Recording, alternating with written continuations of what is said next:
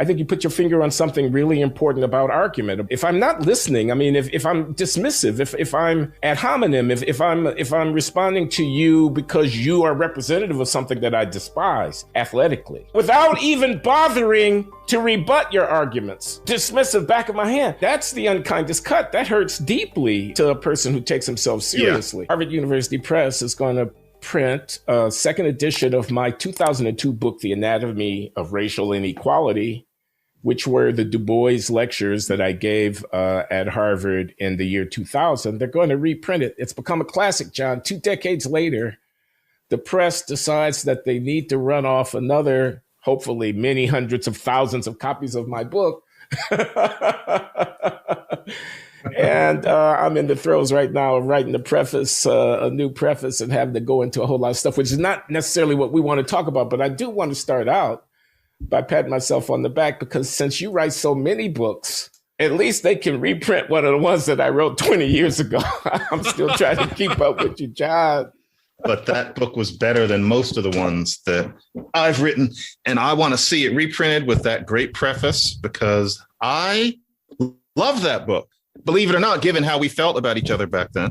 I thought John, I never heard you say that. It was a great book. You and I started out with certain tensions 20 years ago, but that doesn't mean I hadn't read you for the 10 years before. And so, yeah. Remember that?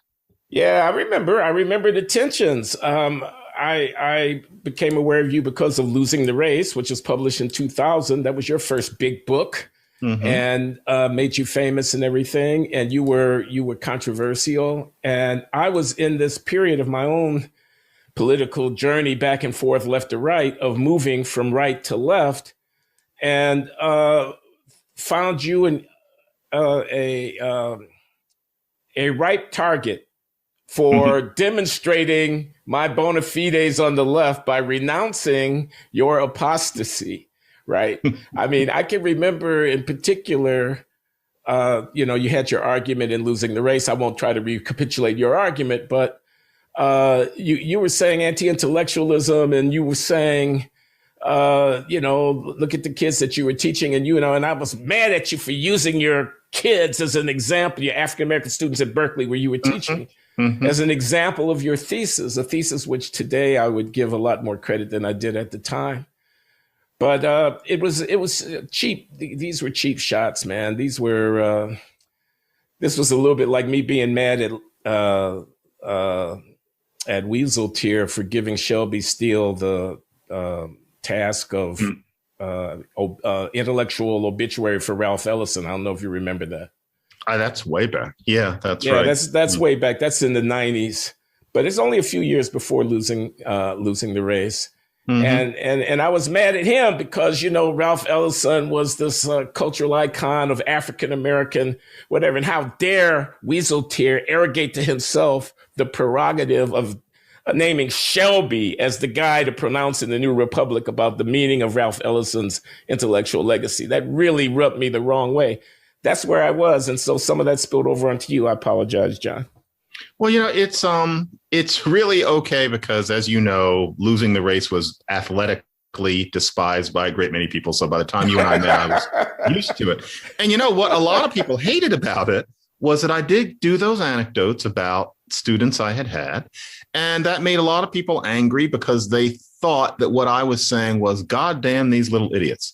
And I can honestly say that if anybody goes back to the book, they'll see that I write about those people with maximal compassion. I did not hate them. I went to great pains to make it clear that I saw them as under the influence of something larger than themselves. But I thought it was important for somebody to write about actual experiences and events and to not pull any punches, because I had been in a rather unique situation. I had been at UC Berkeley, where I had some situations where Black students and white students were in pretty tight comparison, including I taught one class to almost all white kids once and almost all Black kids another the year afterward. Very unusual. I wasn't trying, but these are things that happen to me. And I saw some stuff and I wasn't making it up. It wasn't just anecdotes. And I wanted to get it out there, because I thought we can't intelligently, this is going to relate to some other things we're going to talk about now. We can't intelligently discuss what to do about certain problems unless we really see what happens. And I'll say that to this day, I disguised the nature of those students very carefully because I didn't want anybody to be able to smoke out who I was talking about. But I'm not one for picking up my old books, but everything that I wrote in there, it was true. And I would invite anybody today to read those things because, you know, those students, I can't hate them for the things they were doing. I can put myself into their heads, but something was going on. It was cultural. It was not about racism. And I thought we needed to have a conversation. I'm not sure anybody ever did, but a lot of people should know, if you don't mind, I just want to give a little bit more specific. I mean, you're talking about kids turning in papers late, kids coming in with excuses, kids not really engaging the work in an effective way, and in a way, maybe hiding behind their race as an excuse for not doing so. In any case, not measuring up to the intellectual challenge, which was Berkeley. And that was embarrassing. That you know, nobody wanted to hear it. That was washing dirty linen in public. But I got to ask you a question if I can. Mm-hmm. Because you said on more than one occasion, and I was happy to hear you say it, that, you know, I influenced you early in your intellectual development because you ran across my pieces in the New Republic and elsewhere, and you thought, wow, this is an interesting thinker. So I had some influence on you. And then you come along, you come into your own, you finish your PhD at Stanford in linguistics, you end up at Berkeley as an assistant professor and so on. And you write this big blockbuster book. And then this guy, that's me, who you had admired all these years and who perhaps even, if I can say so, might have inspired you to a certain degree, ends up, you know, with this kind of dismissive, snarl in response to you joining the parade. What do you say? Athletically, despising, right? Yeah, yeah. As athletically, I mean, here I am on the other side. How did that make you feel, John? Well, saying very briefly that what I wrote about in Losing the Race was about UC Berkeley doing good old fashioned 80s, 90s style racial preferences. That is not the experience I have had with Black students at Columbia. I want any one of them who are listening to this to hear that, and anybody who's listening to me now. And I'm not hiding behind anything. It's not a Columbia Ivy League story. It's about Berkeley in the 1980s and 90s. Anyway, no, Glenn, it's interesting. I never thought of it that way because, I learned from you how to think like an intelligent Black conservative, as in that side of things, although I never thought of myself as being conservative. But you were able to stand outside. You didn't have that tribal sense that a lot of Black writers have, that you're only supposed to say certain things because we're supposed to be so afraid of a white racist backlash. And then you turn out to not like me. How did that feel? You know what? The truth is, because in my linguistics, in my work on Creole languages, I have also been athletically despised.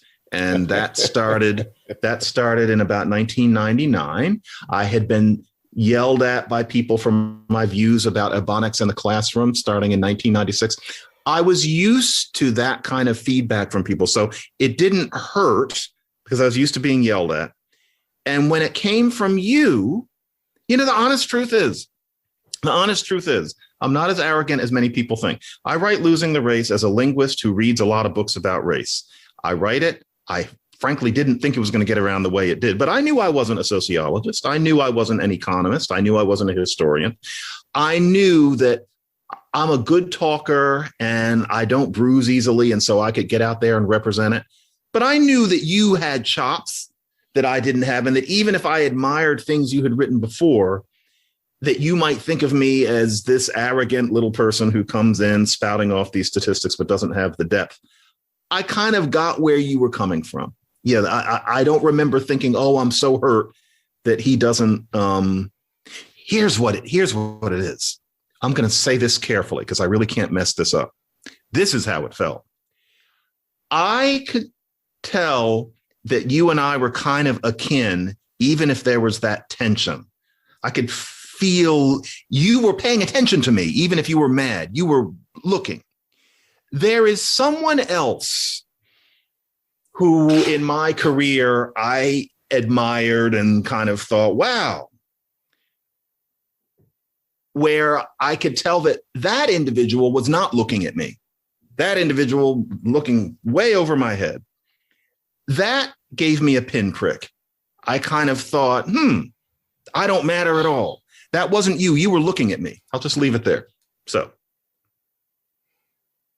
no, we can't identify who it was. No, I wouldn't presume so. Yeah. No, I was just taken at the significance of what you had said, which was to be taken seriously in the context of the fierce debate that your book engendered was more important than being agreed with. Yes. Yeah. The fact of disagreement was much less disturbing in light of the fact that you were taken seriously. And I think you put your finger on something really important about argument, about the integrity of argument. If I'm not listening, I mean, if I'm dismissive, if I'm ad hominem, if I'm responding to you because you are representative of something that I despise athletically, without even bothering to rebut your arguments, dismissive back of my hand. I mean, that's the unkindest cut. That hurts deeply to a person who takes himself seriously. To be disagreed with because your interpretation of William Julius Wilson's marriageable pool hypothesis doesn't take into account the data that have been gathered by the ethnographers and the whatever. That's at least an engagement. That's at least, like you say, I'm saying you're not a social scientist. I am a social scientist. That's an ace over your king, man. Right. Like that. Right. But at least we're playing. At least we're trying to take each other seriously. Exactly. So, okay. Yeah. So that's how I felt. I could tell that you didn't think I was an idiot. Like you may have thought I was wrong, but you didn't think that I was utterly dismissible and utterly, just had no sense at all. You just disagreed and thought I could have known more, but at least you saw me. Yeah, exactly. Yeah, that was okay with me. We're reminiscing here, people, about 20 years ago when John and I first met and began to engage. And then it was another, 8 years or so before we actually started doing this podcast after the publication of your book. When they asked me to do this with you, and this is 2007, I thought we were still not liking each other. And so I first said, it'd be interesting to go through the emails. I said, are you sure you want me to do it with him? Because he doesn't like me. And they said, no, he really wants it. And we started talking about, it's been so long. It was about either Hillary or this new Obama person. And you weren't into Obama the way I was. And somehow it became different. I thought we were never going to speak. I thought we were just going to go our separate ways. You're the one who asked to talk to me, come to think of it. Do you remember why? No, I don't, to be honest with you. So Although I must have thought you would make, as you have done so splendidly, for an stimulating interlocutor. So, no, but I can't. It's all vague, man. Dang, we're going back 12 years more, 13 years. 14 years, yeah. 14 years. Goodness.